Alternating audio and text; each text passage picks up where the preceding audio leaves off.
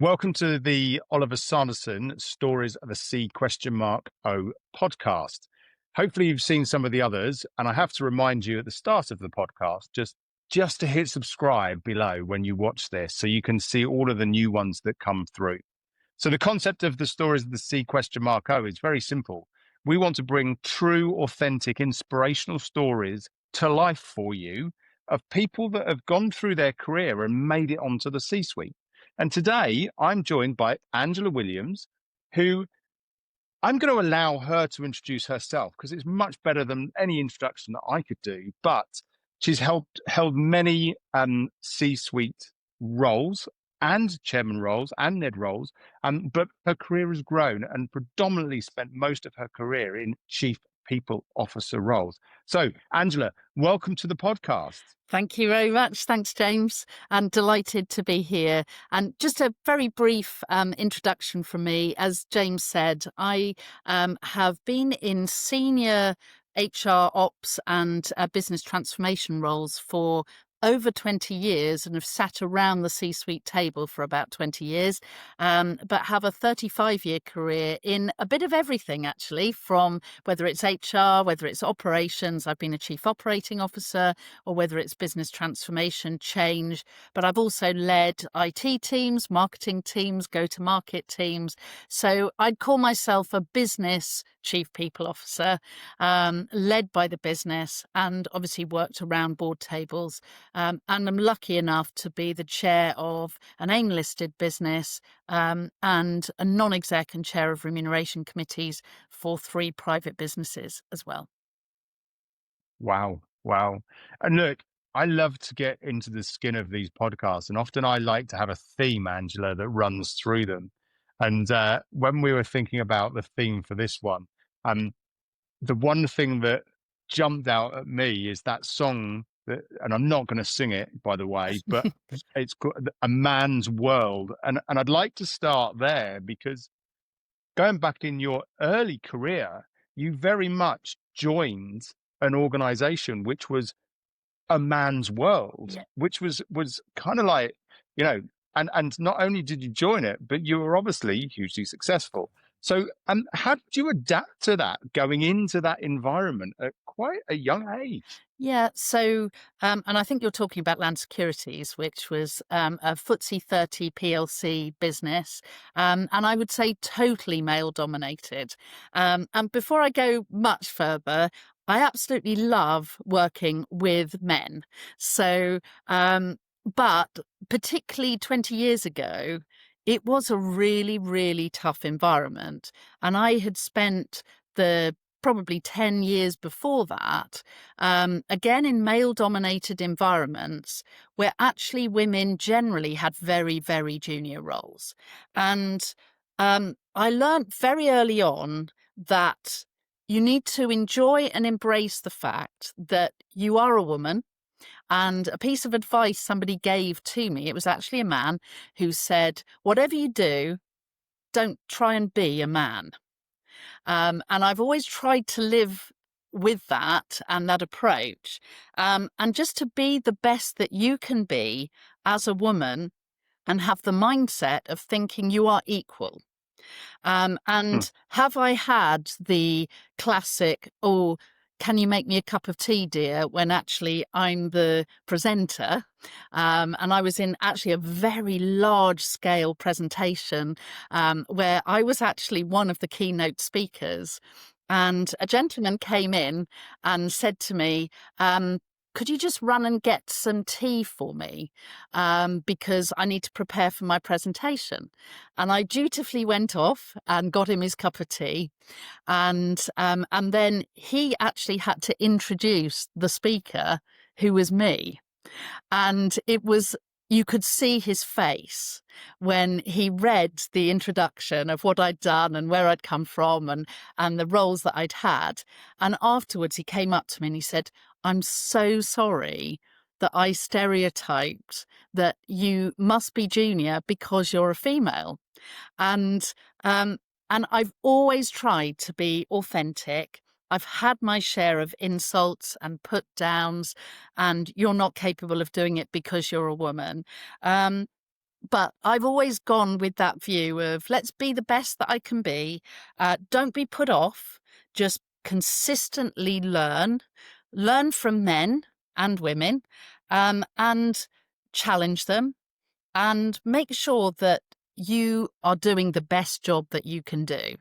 And generally, actually, I was really welcomed in. And if I take Land Securities, I was one of the first females that they recruited into that C-suite team. And it was extremely male dominated. But the CEO who recruited me said, I want you to shape the culture. I want you to Yeah. modernize. I want you to think in different ways. And I almost had the approval or the acceptance that I could shape my own course. And I will always be eternally grateful to him. But certainly, I've always worked in a male dominated environment, even up to the most recent times. And you've just got to be totally focused on what's the outcome, what do you need to achieve, and what's the best way to do this, but not try and be a Yeah. man, try and be yourself. Yeah, and it's so great that you're talking 20 years ago, Mhm. Angela, and now it's I have lots of conversations around diversity and inclusion clearly in the world that we're in from an executive search perspective, but it's becoming almost the conversation is becoming less and less around that gender piece because it's just naturally Yeah, it evolved that there are now more females yeah, at more senior roles in organizations. And yeah, it's great to see because you're right. And that's the trick with diversity is that almost that example that your boss said to you is don't try and be a man, just be a woman, because that's where the real diversity happens, isn't it? Where we get the differences of different people and different genders or different ethnicities that come into it that really shape that great debate that you probably have at the C-suite. yeah. So, I think women have a responsibility. And I've always worked on the basis don't appoint me because I'm a woman. Appoint me because I'm the best person to do the job and I can bring something different and really increase the diversity of thinking and mm, diversity of approach or build cultures or build it in a different way. But um, saying, we need quotas to make sure that we've got enough women on boards or enough women at senior levels, that's not going to solve the problem. And, hopefully I've been a bit of a trailblazer for women in senior roles on that basis that you get there on merit. Now we actually need to make sure that we have real diversity, whether it is ethnic yeah, diversity, neurodiversity around C-suite tables. And, I feel really passionately that the legacy that I leave is around it doesn't matter what your background is, what the environment is that you've grown up in. Be the best person that you can be and influence appropriately and bring your best yeah. self. And then you can't really go wrong. Yeah, yeah. And I would just want to go back a step because when you were given that CPO role in a FTSE 30 business, that was a massive step. Yeah. And there'll be people that may be watching this, as you've just said, neurodivergent, ethnicity background, gender backgrounds, whatever it is, a sexuality backgrounds. It doesn't really matter what it is, but there will be people that will sit there and go, maybe might feel a bit apprehensive about taking that kind of role. So how did it when you took it, how did it actually feel to be at the board table? Yeah. I mean, my initial reaction was, wow, this is an amazing opportunity. And I'm so proud that I've been given the opportunity to do it. But when I spoke to the CEO who took the decision, and actually it was quite a brave decision for a CEO to appoint somebody who was that young and female and relatively inexperienced. I had never sat round Mhm. the C-suite. I'd done presentations, but I'd never sat round that board table. And I was going into remuneration committees, into shareholder meetings. And I have to say, the chair of the remuneration committee, he was a very, very senior banker, really experienced. And there was a CEO of a major retail business. and they all welcomed me. They all supported me. However, um, I was hired for my potential, but it was absolutely down to me to make sure I fulfilled that potential. And I took and saw that as a huge, huge responsibility. And I didn't want to let the CEO down. I didn't want to let the board down. And I spoke to him about 10 years later, and he said, "You were one of my best hiring decisions because I Hmm. saw the potential. You had the passion for it, but you had the desire, drive, and intellectual capacity to be able to do it." Um, if I look back on those days, my first 6 weeks, I had no clue how to be to lead a remuneration committee of a FTSE 30. So I got the advisors to the remuneration committee and I said, "Just treat me as if I know nothing and tell me what I need to do and learn." And I literally sat there and I wrote pages and pages and pages of governance obligations, of reporting requirements, how to present things, how to put them forward. And I literally did that for every area. I'd had lots of experience on leadership development, on operations, so Yeah. I could do HR, but what I couldn't do, and I had no experience of, was actually how do you go and write board papers to fellow board members, executive and non-executive. And I remember sending off my first draft of the remuneration committee pack to the advisors and said, "Critique it. Tell me exactly what I've done wrong, what I should do differently." And then I sat with the CEO and I said, "Is this what you want? Does this reflect the discussions?" So a lot of engagement and learning, but being incredibly proactive, but realistic about what I knew and what I didn't know, and then really how to build the relationships with the people who I knew were much more experienced than me and could give me that feedback and that learning. So was it daunting? Absolutely. I spent the first year bringing all the knowledge that I had and actually then turning it into reality and learning, learning, learning. And just not being ashamed or nervous of asking when I wasn't sure. And I very quickly was able to get credibility where actually I became the facilitator of a lot of the conversations around culture, around values, around, how do we go and engage our people with retailers or with the people who are doing massive developments or selling billion-dollar, or £1 billion it was, but £1 billion assets. These were brilliant people, highly academic, and just learning and learning and learning and being humble, but also being really flexible and pragmatic and putting myself out there. And Yeah. being brave, even if you don't feel brave, to take a chance, take the risk, learn, and bring something different around the table. And I was very lucky. I had 5.5 years of working with amazing people that gave me that real confidence. I could then talk to anybody. And a funny story, I was asked to go to a shareholder meeting when I'd been with the business for probably 3-4 months, still learning. I go in with an incredibly experienced chair of the remuneration committee, and lined up in front of me were 14 or 15 investors, major, major shareholders. And we were talking about improving our remuneration or changing our remuneration environment. And I thought, I'm just going to sit here while the chair of the remuneration committee does all the talking. He started off, did a brilliant introduction. I thought, all going well. And then he handed over and he said, "Right, now over to you, Angela. You can now lead the meeting." And I presented for about 90 minutes on everything that we were doing and what we were trying to achieve. And then we got up and afterwards, and he said, "You did a brilliant job. Well done. Could you just write that up for the remuneration committee?" I had taken no notes.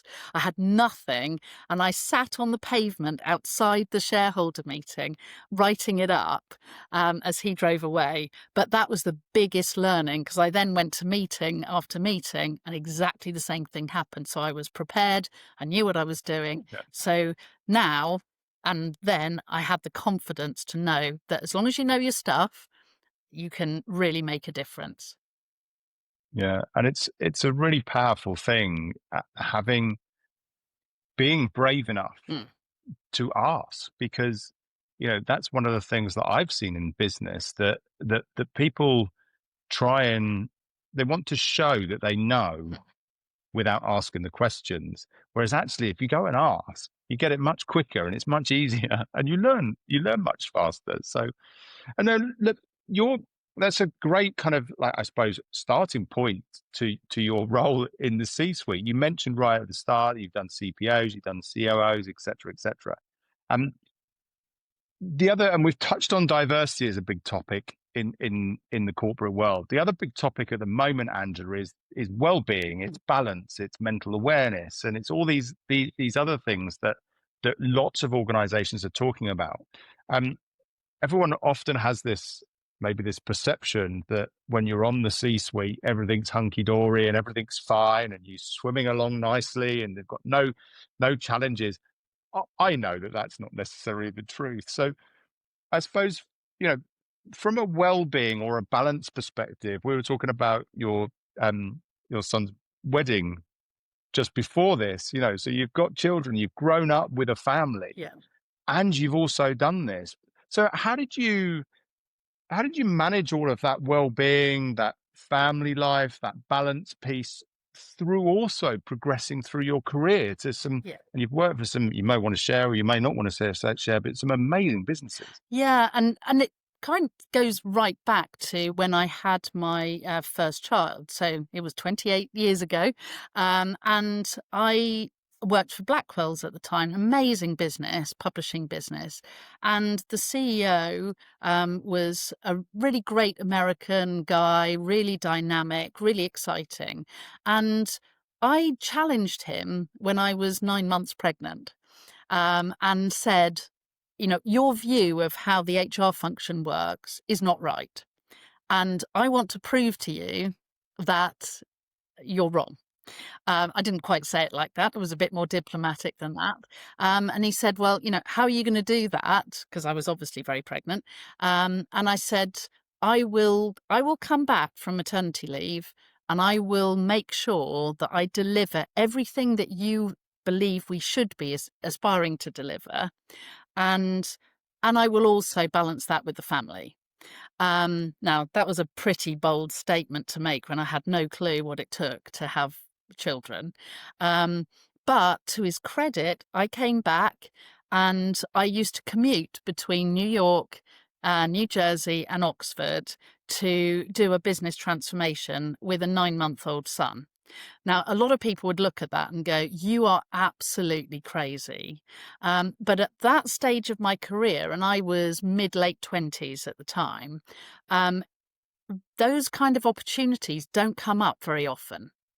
And he then came and approached me 3-4 years later after he'd left and moved into a different business and said, Angela, I want you to come and help me acquire 9 businesses in 6 months, be the COO and really grow this business. And it was a massive risk. It was a startup around the internet boom and bust. And but I thought, I will never have this opportunity again. I've got to do it. And I had 2 children by then. But what I did, and then ultimately I worked at Land Securities, but I was always very honest with the fact that family came first. And while I wanted a really great career and I wanted to be around the C-suite, I would balance it, but I needed the support of the organisation to make sure that I could do that. So at Land Securities, there was no way anyone ever worked from home. And I said to the CEO, I really could do with working at home so that I can take my children to school and pick them up again. Is there any chance I could do every Friday or every other Friday, so that I can be at home? And he went, we don't really do that. I said, well, give it a try. And we did it for 6 months. He said the volume that came out on a Friday that was sent to him, he'd never seen anything like it. And he then encouraged people to work at home. So I think Wow. it, my advice to people is you have to put yourself out. And particularly as a woman, if you want to have both, it is incredibly demanding. It's really tiring. You work all the hours that you can. But if you say, my priority is I will be home at this time, I'm very proud to say that I never missed a single sports day, sports event, or a concert that my sons did in the whole time they were at school. And I went to every rugby match, football match, whatever, at weekends as well. But I would sit on the side of the pitch when they were training with my laptop. And would I log on again after at the end of the day? Yeah, I would. And so, it is tough being around the C-suite, sitting around the board table. It is hard work and just endless. So unless you have your priorities, I'm mega organized. So I have everything diarized. I make sure that it's structured. But you do have to accept that you will be extremely tired all the time, that you will, have to give up and compromise on some things. But I think being honest about it, to your work colleagues as well, is really, really important. And I'm now really proud when people come to me. In my most recent role at Corsearch, there was a lady who was brilliant, and she announced she was pregnant when I was just about to appoint her. And she said, "Are you going to remove the offer?" And I said, "Why would I do that?" And she said, "I'll work right up to the day I leave, and then I'll come back." And she was true to her word. She's kept in touch all the way through the maternity leave. And she said that there are very few people who will take a chance. I've had people who've had to take time out for mental health issues. And I think I now, as a C-suite leader, have a real responsibility to make sure that that health and well-being and balance is clear. But the one thing with me, my expectations never change. I have very high expectations, have very high standards for myself and the teams and the people I work with. And if people don't deliver, I will give them a hard time.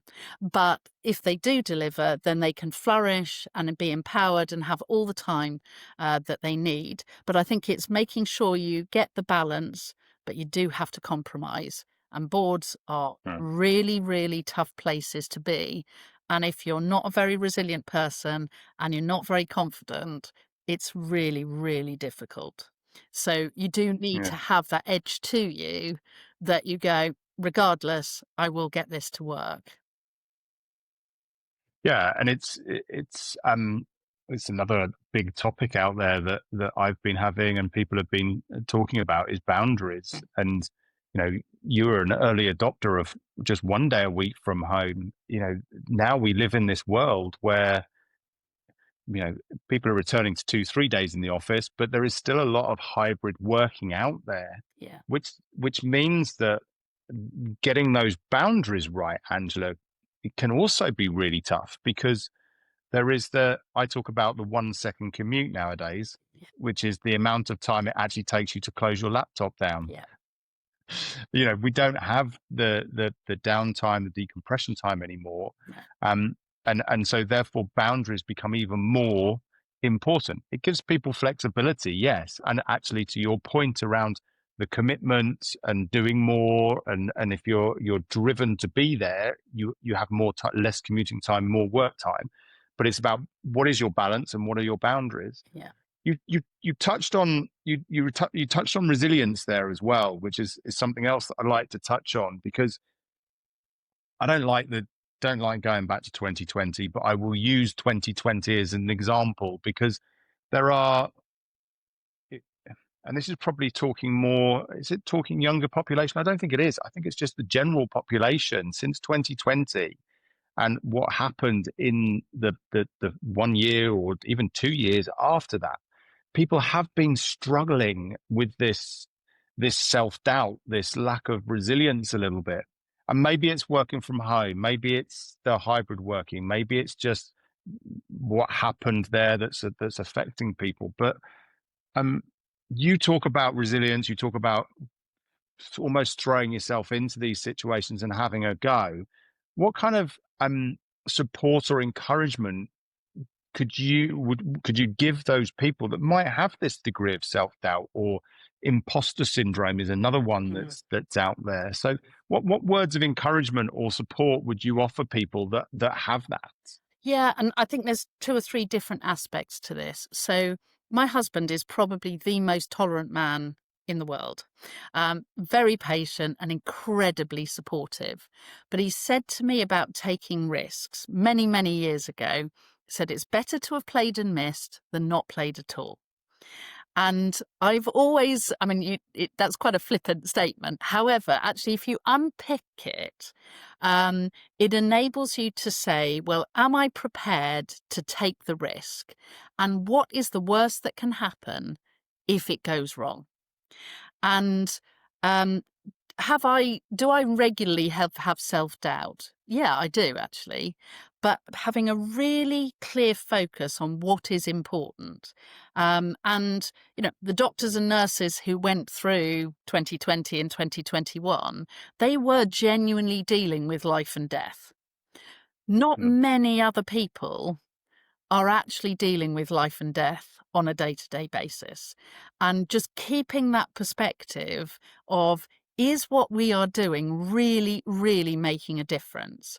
And if I go right back to my Blackwell days, I had a boss there who also had recruited me for my potential.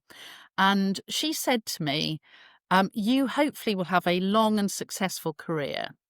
But when you're lying on your deathbed, and this isn't a sad story at all, but when you're lying on your deathbed and you look back on your life, what are the things or areas or activities that you will want to remember in the last days of your life? And I can 100% guarantee to you, Angela, it will not be the meetings you attended. It will not be the telephone calls. It will be the relationships you built, the confidence that you built, the experiences that you had. And I've been lucky enough to travel all over the world on business and pleasure with the family. And I made a conscious decision that my children, from the age of 6 months, would travel everywhere in the world. And it just gives you this broad perspective that there is more to life than what is happening to you right now. And cutting through the noise, looking at what is most important, and it's the same in the business environment. What is the most important that will have the biggest impact, the biggest outcome, will deliver the biggest profit or the biggest revenue, or will actually enable the organization to be successful? That's where you should focus. And when I worked for British Airways, we really focused on engagement, because engagement drives customer satisfaction, and customer satisfaction drives financial performance.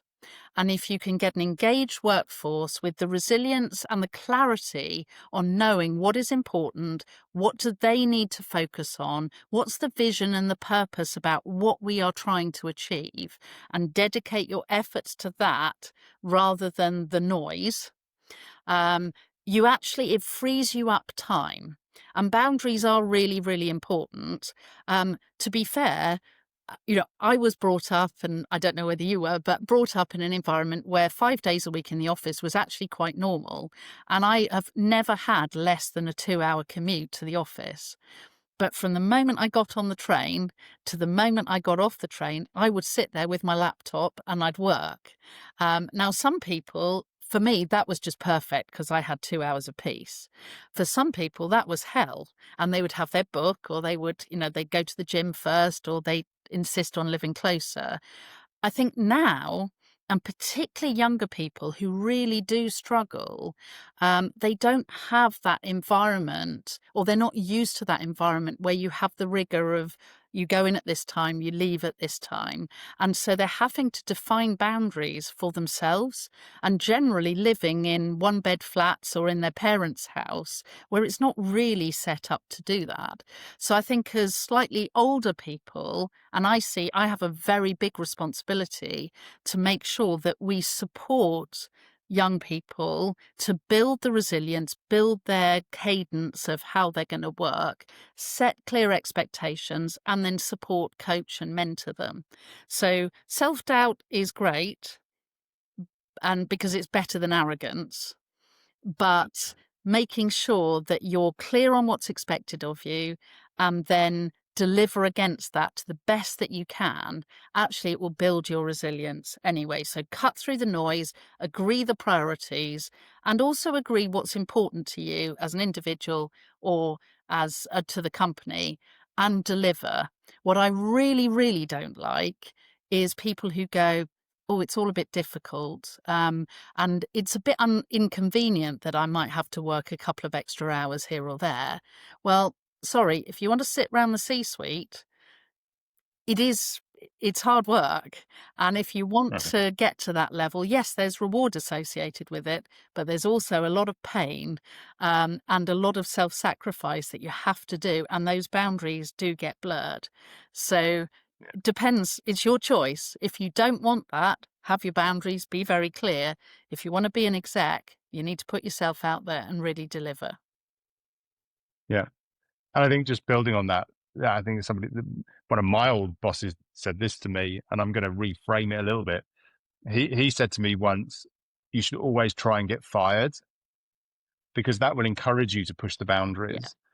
I would reframe that a little bit to say, no one ever wants to see you fail. yeah, Um, so, it's not in as a leader, as a manager, as a boss, it doesn't matter what level you are, you never want to see your team, your individuals, your people fail yeah, because ultimately you want them to succeed. And yeah, that's where the stories you've told where people have taken a risk on you, Angela, and they've backed you, yeah, they've backed you because they've seen potential, but they don't want you to fail because that means they've got to fire you, take you through a process, yeah, then rehire somebody. No one wants that. no, So I think that's the other thing. yeah, If if if there's self doubt because somebody's asked you to do something, they're asking you because they've seen potential, yeah, but they don't want you to fail. So they will help you in every way they can yeah. to make you successful. And it's a really key point. I think and there is a leadership model. I won't go into all the detail, but there's a leadership model called FAB.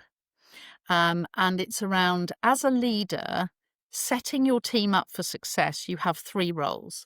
One is to enable them to have clarity of vision and direction so they follow you. That's the F. Yep. Um, and then you need to know when it's okay and appropriate to sit alongside them, the A, to support them and make sure that they are set up for success. And then when they're confident and resilient and able to do the role, then you sit behind them and have their back and give them the Wow. confidence to be able to then be the best that they can be. So, and that's the leadership model I try really hard to follow. What is my role right now and how can I make sure this individual is set up for success? And most importantly, if you're struggling, a bit going back to what I said when I joined Land Securities, if you don't know, it's okay to ask and be confident to say, I really don't know, I'm really unsure, and actually I'm a bit concerned about this. That's good. Ask. And as long as the leader responds appropriately, then it's good. That's brilliant. So just to recap that fab, follow alongside behind. Yeah. So create the environment for people to follow you, support them by sitting alongside them, train them so then you can sit behind them. Yeah. I love that. I've not heard that one before. That's a new one on me, Angela. Thank you for that. That's So we've talked a lot here, Andrew, about kind of your career, and we've touched on the diversity, we've touched on resilience, we've touched on well-being, we've touched on a load of things here, and you've given some really great insights and advice to people. Um, just before we close it off, are there any final remarks or anything final that you'd like to share, or any insights for the people that are listening? Yeah, I mean, I read a book by a guy called Rob Goffey, which is Why Should Anybody Be Led by You? And it's a brilliant book. I'd strongly recommend it to anybody. And in there is one phrase that has stuck with me, which is be yourself more with skill. and be the best that you can be, learn the skills, get the expertise, and then you will create a leadership shadow that people will want to follow. And if you're sitting around the C-suite table, you can only really be a leader if people are prepared to follow you and have this positive shadow. And if you can get the best out of everybody who works with you, then as a C-suite leader, your life becomes much easier. So having great talent around you, supporting, developing and growing them, but also being confident that you are going and setting the right direction is really, really important. I'd also say just be human. Take risks and be yourself, but never compromise on high standards and expectations. Businesses will never improve if there isn't continuous improvement, there isn't continuous feedback. But support others to really grow and leave that legacy that when you look back, you've actually helped the next generation to grow, and hopefully you've made a positive impact as well. But being collaborative, working as a team, being a great leader around the C-suite table is almost more important to enable success and that engagement within the organisation to deliver for customers and then ultimately to deliver the financial return that is expected of the shareholders as well. But just be human, be a good person and inspire the next generation to do the best that they can be. Yeah, I love that, Angela. And be yourself more with skill. I also have read that book and been on a training course around it. So yeah, it's such a great piece of advice. I think so many times in the corporate world, we try, or not we, people try and be somebody they're not. And another, I mean, we could sit here and tell stories all day, Angela. You know, there's another story I heard about. You know, you can jump on a plane to New York and pick up the Richard Branson book and read it cover to cover. When you step off the plane, you're not Richard Branson, because Richard Branson is Richard Branson. Yeah. And that's the piece that always grabbed me, that says, be yourself, because people will buy into you. And as you say, if you do the things that you say you will do, the world is your oyster. So, Angela, this has been an amazing conversation. I'm really thank you for joining us on this podcast. I just want to finally say, I've taken some stuff away from this, especially Fab, because I love that. So if you want to connect with Angela, I'm sure she'd be more than willing to connect via LinkedIn. Please, as I said at the start, if you've enjoyed this podcast, we've got a whole host of other inspiring guests joining us over the next few months. So subscribe below not to miss it. And Angela, just a big thank you for joining us and investing your time. I know lots of people are going to take loads of stuff away from this. So thank you again. It's been a delight to have you on here. Thank you very much. Absolute pleasure. Thank you. Look forward to the next recording in a month's time.